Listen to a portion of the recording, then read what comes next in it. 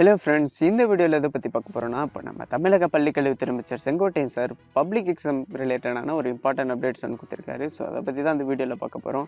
So நம்ம சேனலுக்கு first time இருக்கீங்கன்னா சப்ஸ்கிரைப் பண்ணாதங்க, சப்ஸ்கிரைப் பண்ணி வச்சுக்கோங்க. அதாவது தமிழகத்தில் இருக்க ஸ்கூல் ஸ்டூடெண்ட்ஸ் எல்லாருக்குமே வந்து பப்ளிக் எக்ஸாம் எப்போன்னு வந்து எல்லாருக்கும் வந்து ஒரு டவுட்டாக வந்துச்சு. அதுவும் ஆல் பாஸ் அந்த மாதிரி ஒரு டவுட்டாக இருந்துச்சு. இப்போ என்ன சொல்லியிருக்காருன்னா அமைச்சர் வந்து, நாங்கள் வந்து பப்ளிக் எக்ஸாம் வந்து எப்போ நடக்கும்னு கூட இன்னும் வரைக்கும் எந்த ஒரு முடிவுமே எடுக்க கிடையாதுன்னு சொல்லியிருக்காரு. ஓகேவா? அதாவது ஆல் பாஸ்லாம் எதுவுமே சொல்ல கிடையாது. இது வரைக்கும் நாங்கள் வந்து முழாண்டு தேர்வு கொடுத்து எந்த ஒரு முடிவுமே வந்து நாங்கள் எடுக்க கிடையாதுன்னு சொல்லியிருக்காரு. அப்புறம் வேற என்ன சொல்லியிருக்காருன்னா, ஆன்லைன் கிளாஸ் வந்து சரியாக பள்ளிகள் எதுவும் எடுக்காமல் இருந்தால் நீங்கள் வந்து பெற்றோர்கள் வந்து நீங்கள் வந்து எழுத்துப்பூர்வமாக புகார் அளிக்கலாம்னு சொல்லியிருக்காரு.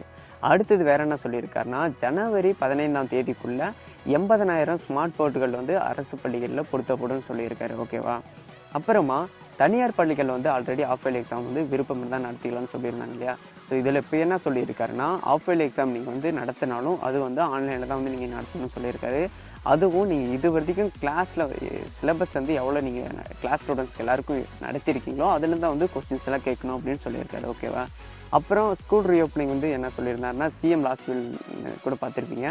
சிஎம் என்ன சொல்லியிருந்தாருன்னா, கொரோனாவோட கேஸ் வந்து இப்போ வந்து கொஞ்சமாக அதிகரிச்சிருக்கு. ஸோ இதெல்லாம் வச்சு பார்க்கும்போது கொரோனாவோட சூழ்நிலைலாம் நாங்களாம் பார்த்து தான் நாங்கள் வந்து ஸ்கூல் ரீஓப்பனிங் நாங்கள் பண்ணுவோம். இப்போதைக்கு ஸ்கூல் ரீஓப்பனிங் பற்றி நாங்கள் வந்து எந்த ஒரு முடிவுமே எடுக்க கிடையாதுன்னு சொல்லியிருந்தாரு. அதுவும் மாணவர்களோட உயிர்கள் தான் வந்து ரொம்பவே வந்து முக்கியம் அப்படின்னு சொல்லியிருந்தாரு. அப்புறம் நாங்கள் அப்படியே ஸ்கூல் ரீஓப்பனிங் பண்ணாலுமே நாங்கள் பெற்றோர்களோட கருத்து எல்லாம் கேட்டு, மாணவர்களோட கருத்து எல்லாம் கேட்டு தான் வந்து நாங்கள் வந்து ஸ்கூல் ரீஓப்பனிங் நாங்கள் பண்ணுவோம் சிஎம் சார்னு சொல்லியிருந்தாரு. ஓகேவா?